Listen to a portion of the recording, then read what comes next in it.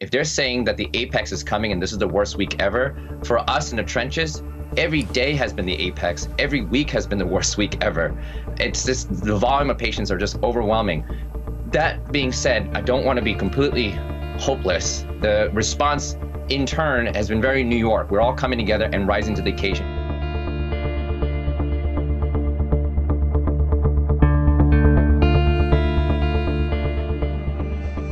Of New York and New Jersey are still being hit the hardest by this pandemic. There are also significant clusters now in Michigan, California, Louisiana, Massachusetts, for starters. In New York, the crisis remains severe with over 130,000 cases, the most of any state. But he also offered this glimmer of hope. Number of people we lost, number of New Yorkers, 4,758. Which is up from 159, but which is effectively flat for 2 days. While none of this is good news, the possible flattening of the curve is better than the increases that we have seen. You know, almost every single ER doc and nurse and technician that I've talked to has used almost exactly the same language to explain how it feels in emergency departments. They call it a war zone. In fact, some who have served in war zones say this is as bad or worse. The humanity is just horrible, horrible. Some people didn't make it today, and I guess that's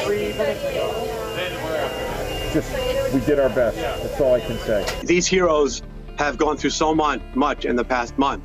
And even if we are hitting the apex, this is still a really tough fight.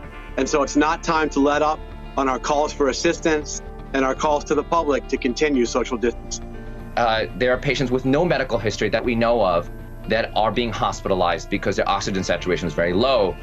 It's just, it doesn't fit the classical parameters that we've been used to. This virus doesn't just attack older Americans. They're at greater risk for severe cases, but you and I are wearing masks right now for a reason, because this virus doesn't care who you are. It doesn't care how old you are. It's attacking people of all ages.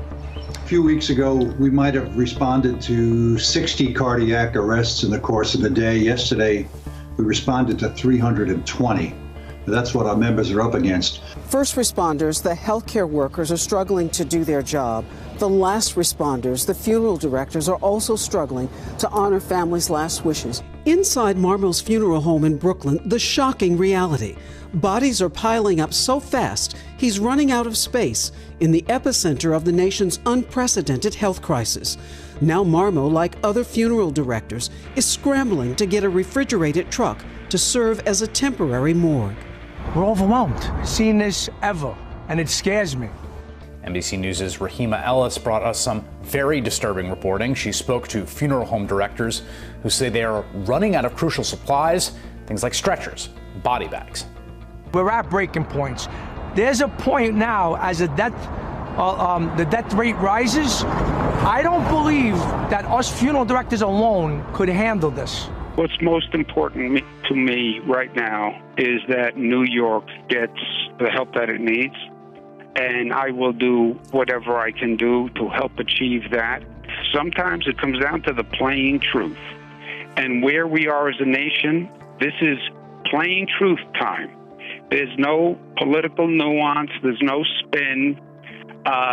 People are dying. Everybody has a role to play. Everyone has to do their job. And we have to cooperate and work together. And I don't care what political party you are. I don't care what happened in the past. It's the here and now that matters.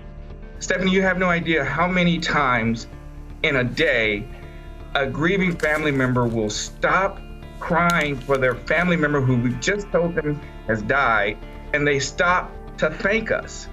It's interesting. It's like, while we all have to put this mask on our face to protect ourselves from this virus, the mask seems to be coming off of our character. And you're seeing some of the most wonderful things happen in one of the most darkest times.